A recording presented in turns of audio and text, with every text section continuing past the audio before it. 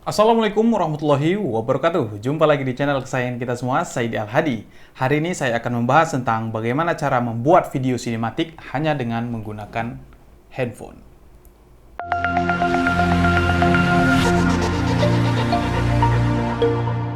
Membuat video sinematik adalah sesuatu yang sangat digemari oleh videografer pemula sampai videografer profesional. Kata sinematik menjadi kata-kata yang sangat populer belakangan ini karena seakan-akan video sinematik itu adalah video yang sangat bagus. Tapi sebenarnya apa sih arti dari sinematik? Sebenarnya kata sinematik itu berbagai macam penafsiran ya di kalangan para videografer. Katanya sinematik itu harus ada letterbox seperti ini dan di grading seperti ini. Tapi ternyata tidak sesederhana itu. Sinematik itu adalah suatu video yang menyerupai kualitas sinema. Jadi kata sinematik ini banyak disematkan di berbagai macam jenis video, baik itu wedding, kemudian video profil dan sebagainya, itu biasanya disematkan kata-kata sinematik. Video sinematik wedding, video profil sinematik dan sebagainya. Artinya kata sinematik ini sudah menjadi jualan para vendor untuk membuat klien merasa tertarik. Tapi sebenarnya sinematik adalah suatu video yang mulai dari proses pembuatan sampai selesainya itu memiliki langkah-langkah dan hasil seperti kualitas video ataupun film yang ada di bioskop. Itulah intinya. Jadi mulai dari pra-produksi, kemudian dari produksi, dan dari pasca produksi, semuanya harusnya mengikuti storyboard dan storyline dan SOP yang biasa digunakan dalam membuat sebuah film sinema atau film bioskop. Kalau wedding sinematik apa seperti itu? Tentu sebenarnya tidak. Tapi belakangan ini kata-kata sinematik menjadi seperti saya katakan tadi ya, jadi sebenarnya lebih ke cinematic look ya, artinya kelihatan seperti film di bioskop. Kalau saya pribadi yang mengartikan, kalau teman-teman memiliki penafsiran tersendiri dengan arti dari sinematik, silakan tulis di kolom komentar. Cara membuat video sinematik berbagai macam caranya. Ada yang menggunakan kamera mirrorless, kamera DSLR, bahkan sekarang ini yang paling gampang adalah menggunakan sebuah handphone. Mengapa saya mengatakan bisa menggunakan sebuah handphone? Tentu saja karena sekarang produsen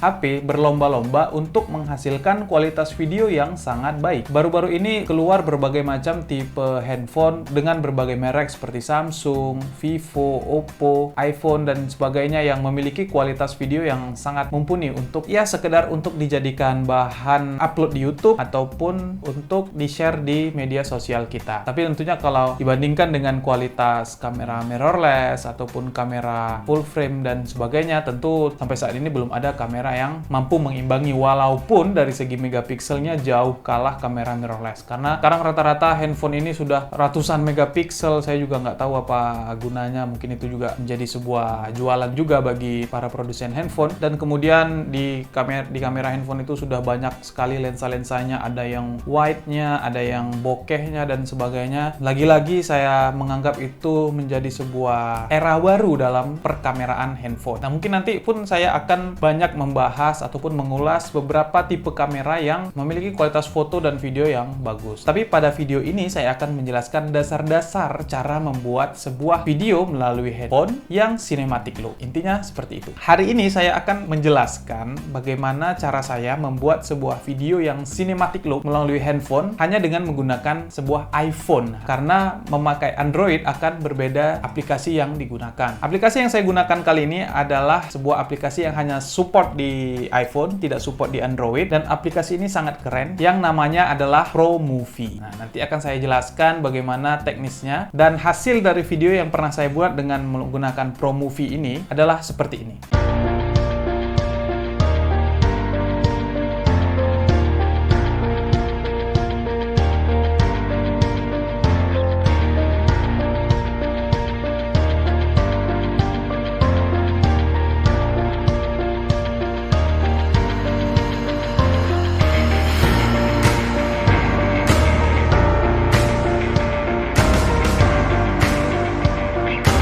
Halo teman-teman, apa kabar?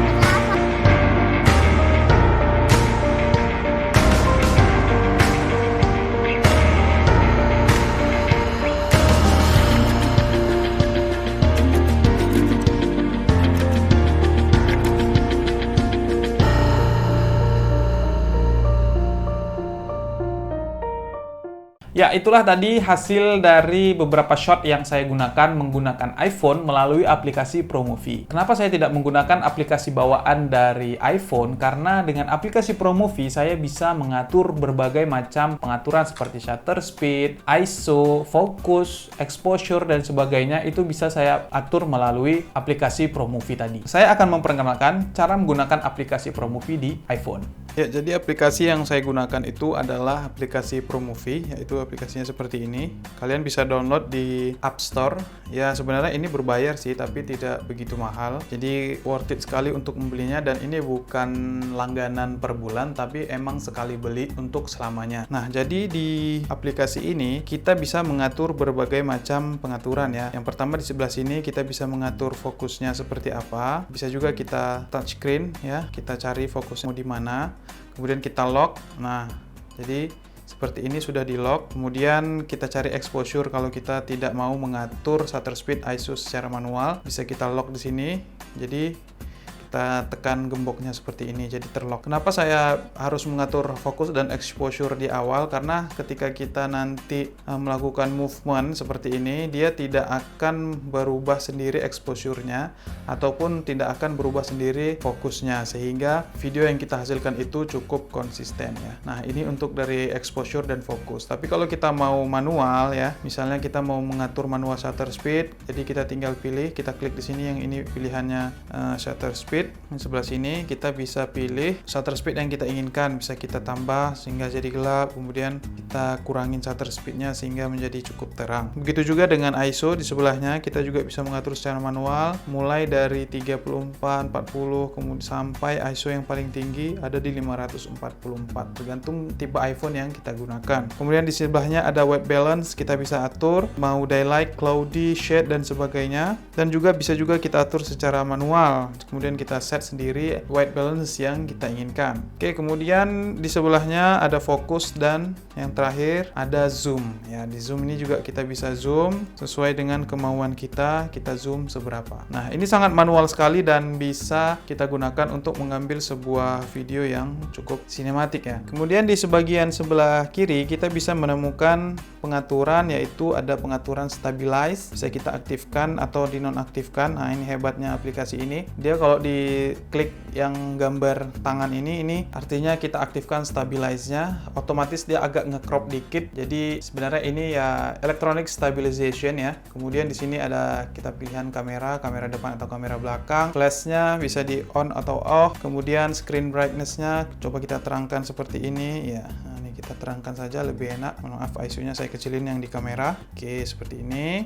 Kemudian di sini ada transform ataupun kita mirror ya, kita rotate dan sebagainya. Ini tergantung kebutuhan kita, dan bahkan di sini ada pilihan anamorphic ya. Jadi bisa langsung ukurannya itu seperti pakai lensa anamorphic. Jadi dilebarin seperti ini. Nanti kita tinggal mengaturnya di post production. Oke, kita buat normal lagi. Kemudian setelah itu, setelah dari pengaturan, kita mencoba mengatur bagian yang namanya aspect ratio, resolution, frame rate, dan kualitasnya. Yang pertama aspect ratio, kita bisa memilih ini mau 16:9 atau 4:3. Kemudian di sini ada resolusinya. Jadi kalau di iPhone ini resolusi maksimal itu ada di 3K, kemudian bisa di 1440 dan 1080, di mana setiap masing-masing resolusi memiliki kemampuan FPS yang berbeda-beda. Kalau di iPhone saya ini, iPhone 5s ini 720 bisa sampai 120 fps, tapi di 1080 hanya bisa sampai 30 fps.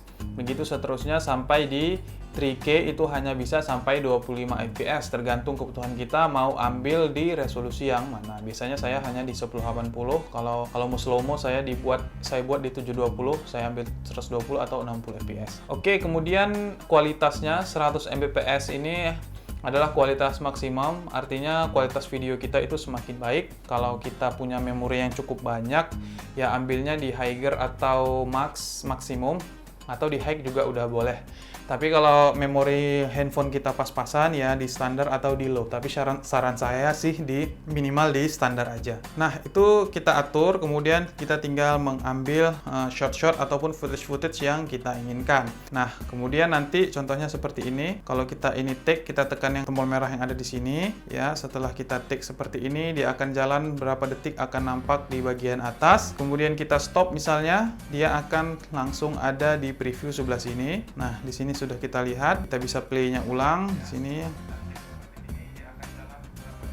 Oke, kemudian ini nanti kalau mau kita pindahkan, kita bisa langsung tekan icon di sebelah sini. Kita langsung bisa export to camera roll, atau kita bisa langsung men-share ke media sosial yang kita inginkan. Tapi kalau saya langsung export to camera roll, kemudian setelah saya export, kemudian saya kirim ke komputer untuk dilakukan editing. Atau terserah kita, bisa kita lakukan editing di komputer ataupun di handphone juga secara langsung. Intinya seperti itu. Jadi intinya kamera ProMovie ini akan mendetek kemampuan maksimal dari kamera bawaan iPhone kita, sehingga kita bisa memaksimalkan pengaturan yang ada di handphone kita. Setelah kita mengambil shot-shot di iPhone ya dengan menggunakan aplikasi ProMovie tadi, maka kita bisa mengeditnya dimanapun yang kita inginkan, baik itu di iPhone langsung dengan menggunakan aplikasi seperti KineMaster, InShot, dan berbagai macam aplikasi video editing lainnya, ataupun juga kita bisa menggunakan aplikasi editing yang ada di komputer seperti Adobe Premiere Pro, Final Cut Pro, dan sebagainya. Jadi intinya pada saat pengambilan videonya seperti itu. Karena kunci utama sebuah video bisa kelihatan sinematik itu bukan di editing, tapi pada saat pengambilan video. Tips-tips cara pengambilan videonya bisa kalian perhatikan di berbagai macam shot yang saya tunjukkan dalam video yang tadi. Intinya banyak sekali unsur-unsur yang harus kita pelajari dalam membuat sebuah video sinematik. Kalau tadi saya menjelaskan aplikasi yang saya gunakan saat mengambil video cinematic look menggunakan handphone, nanti akan ada materi-materi selanjutnya seperti kamera movement, kemudian pemilihan lensa dan sebagainya untuk mengambil sebuah video yang cinematic look. Mungkin itu saja yang bisa saya jelaskan kepada teman-teman sekalian, mudah-mudahan bermanfaat, dan jangan pernah minder untuk membuat sebuah video yang cinematic look hanya dengan menggunakan iPhone, karena hasilnya juga bisa hampir menyamai kamera mirrorless pada umumnya. Dan nanti akan saya upload juga bagaimana cara mengambil video cinematic look menggunakan handphone Android, karena yang ini adalah iPhone version. Terima kasih, jangan lupa untuk subscribe dan komen di kolom komentar. Wassalamualaikum warahmatullahi wabarakatuh.